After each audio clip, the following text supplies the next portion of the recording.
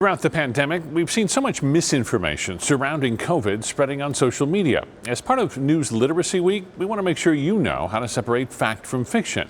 And there are some easy ways to help you and your kids. This is nothing new. Rumors, hoaxes, conspiracy, all kinds of false information has been proliferating since the dawn of time. Information is everywhere you look, and we're becoming more aware that information online or on TV is not always accurate. The interesting thing about news online is that it's usually harder to determine than just like, this is true and this is false. But the good news about the internet is that it's pretty easy to find the origin of anything if you just want to take the time. Christy Roschke runs the News Co-Lab at Arizona State University. The organization works to educate media organizations and other companies about media literacy. The lab also works to educate the community for free with an online, self-paced class open to anyone, not just ASU students. This day and age where all of this information is being fed to you from Twitter and Facebook and on, you need to figure out what's true and what's not. It really affects each of us and our lives. Misinformation can be used to evoke a reaction, even unearth some bias. Roschke encourages people to check their emotions when they come across a piece of information that seems too good to be true or really makes them angry.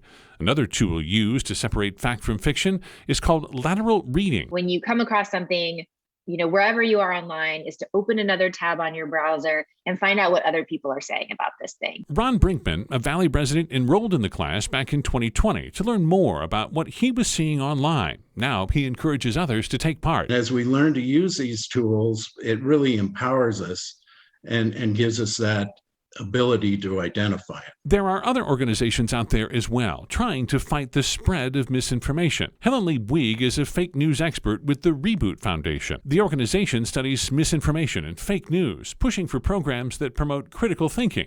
She says it's never too early to start educating your kids about media literacy. Starting at a younger age, both critical thinking education as well as media literacy. It needs to become a habit for us to question what we're reading. She says as social media grows and younger children get access to the internet, the need for education becomes greater. Unfortunately, in the U.S., 2 out of 3 middle schoolers don't actually receive media literacy education in schools.